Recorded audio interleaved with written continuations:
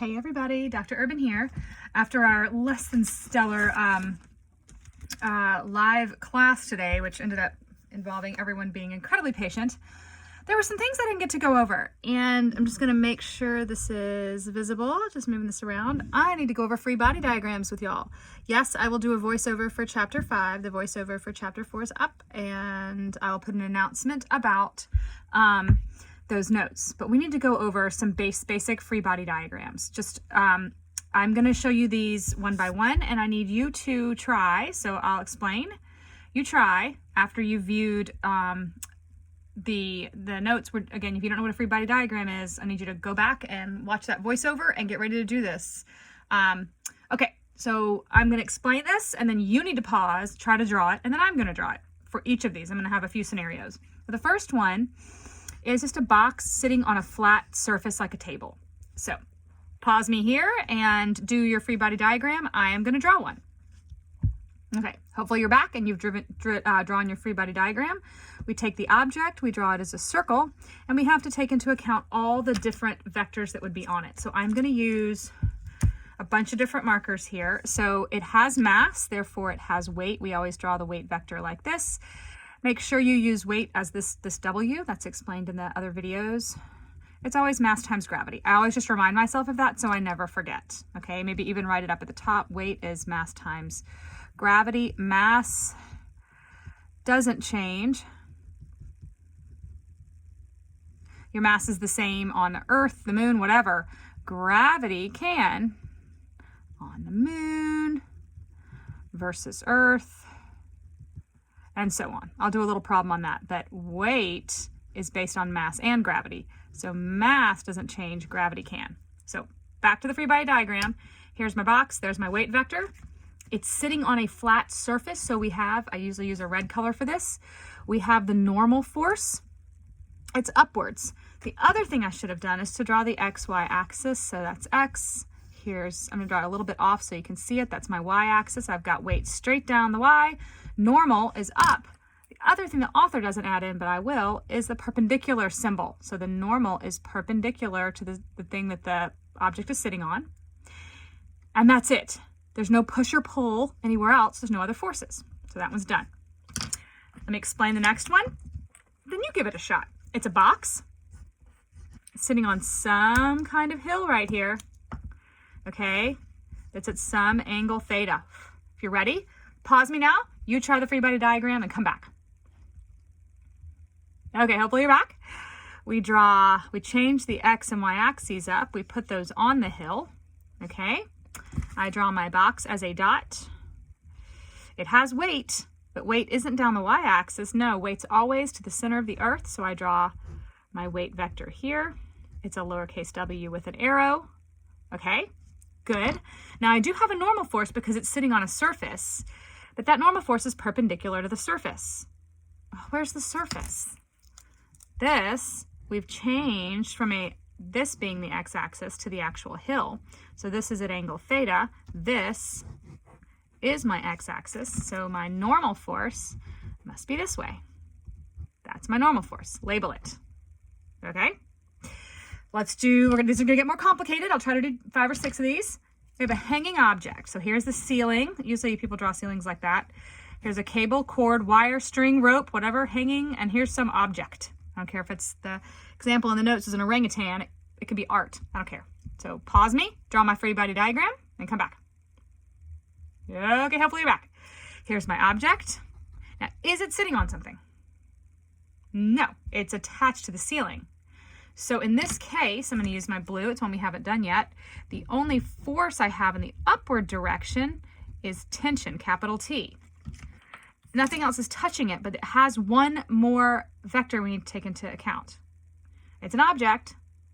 Objects have mass. Acted on by gravity. That's right, weight. Okay, it's got weight.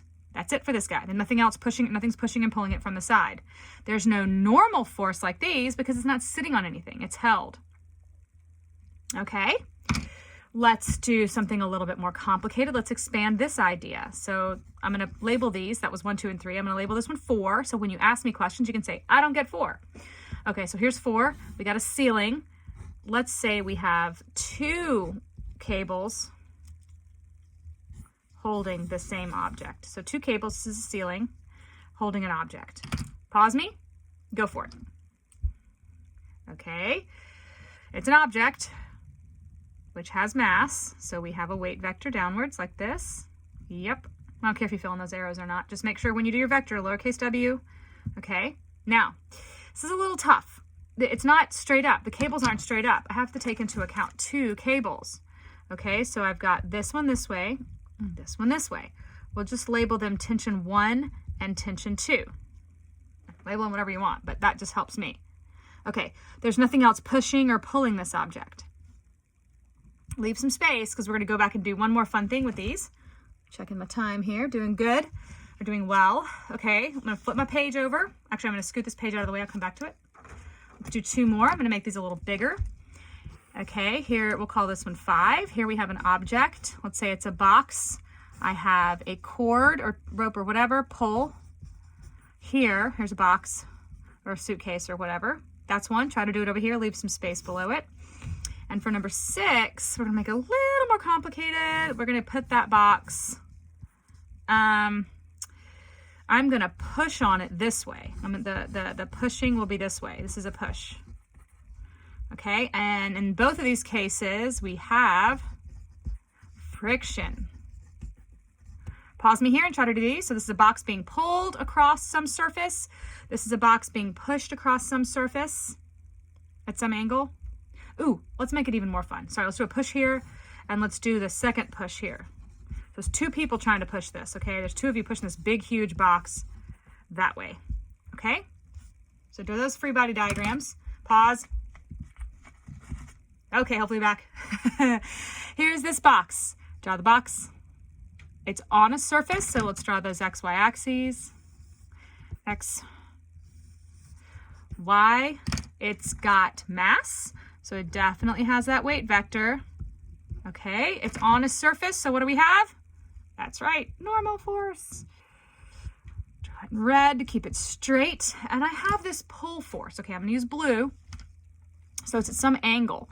Okay, so I've got this pull force here, but we're gonna call it, we'll just call it F1, force 1, and it's at some angle theta.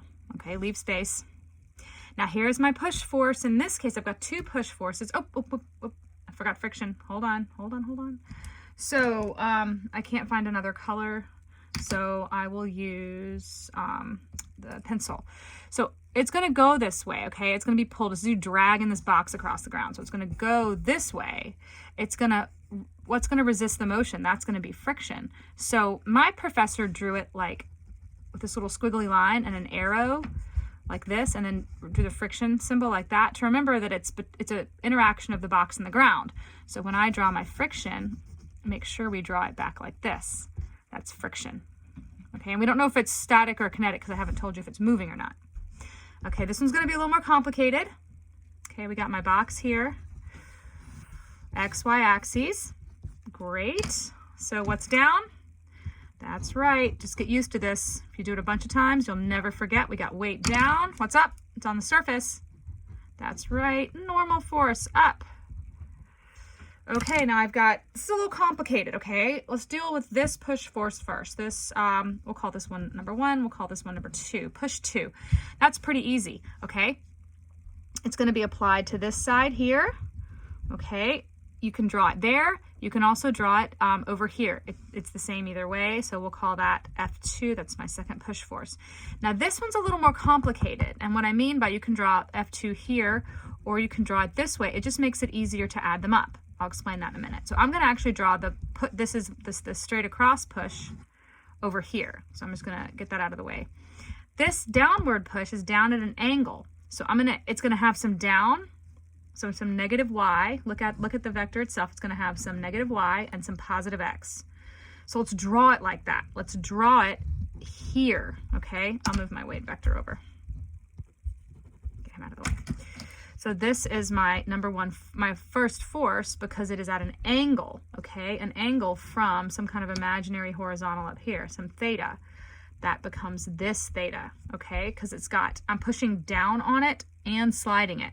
So it's a little bit, I'm gonna use a different color. So it's got an X component, so force 1 in the X, and it's got a negative Y, force 1 in the Y. So when I break this apart, I'll have an X and a Y component. I'm gonna stop here and do one more video where I do the next set of this. This is the chapter 4 part, drawing these. The chapter 5 part is next.